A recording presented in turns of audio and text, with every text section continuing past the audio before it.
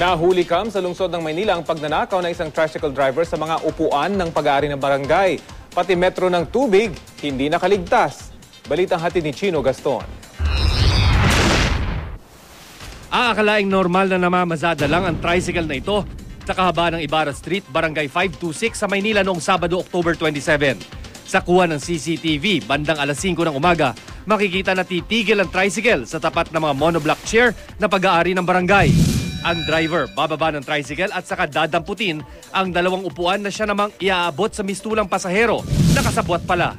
Matapos makuha ang mga upuan, ang metro naman ng tubig na ito sa gilid ang pagdidiskitahan ng driver. 4 na beses niyang sisipain ng metro hanggang sa ito ay lumuwag at tuluyan ng kumalas. Dahilan para lumakas ang pagtagas ng tubig. Tanga ng metro, aalis ang driver sakay ng kanyang tricycle na para bang patay mali siya sa ginawang pagnanakaw.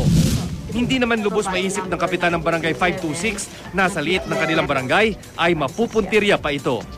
Hindi natin alam kung ba't pinagtripan dahil hindi naman siya ganun kaganda na talagang nilalagay lang namin para may maupuan yung mga nagtatanod. Eh siguro baka ibebenta lang din sa kilo-kilo na mga plastic. Tapos yung metro ng puntador na ibebenta yan. Pero mabuti na lamang daw at meron silang CCTV para matunto ng sospek. Palang ano nito na ibenta na. Meaning hindi na siya doon talaga ano.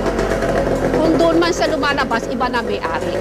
Ayon naman sa pulisya, maring ninakaw ang metro ng tubig para makapandaya. Ang metro ng tubig, ginagawa po kasi nilang jumper yan. Ipinapalit nila sa dati nilang metro. Binibili ng mga junk shop yun dahil alam nilang bawal eh. Dahil meron po kasing yun, may meter reader, merong record yun. Kaya mahuhuli po't mahuhuli. Bayan ng otoridad, anumang uri ng nakawan ay maaaring ilapit sa kanila upang maaksyonan.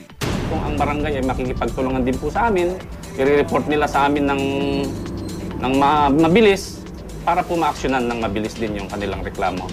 Chino Gaston, GMA News. Nahuli kampo na ating News Cooper ang pagnanakaw sa mga side mirror ng ilang sasakyan sa Teachers Village sa Quezon City. Kita po sa ipinadalang video ang isang lalaki na may kinukuha sa isang nakaparadang sasakyan. At maya-maya pa, 2 sasakyan din ang nilapitan nito at meron din siyang tinanggal doon. Isa raw po sa mga nabiktima ng lalaki ay yung pong ating News Cooper. Bukod po sa pagbabaklas ng side mirror, tinangkapan raw ng suspect na tangayin yung caps ng gulong ng sasakyan. At matapos po ang pagnanakaw, agad na tumakas ang suspect sakay na ng isang taxi.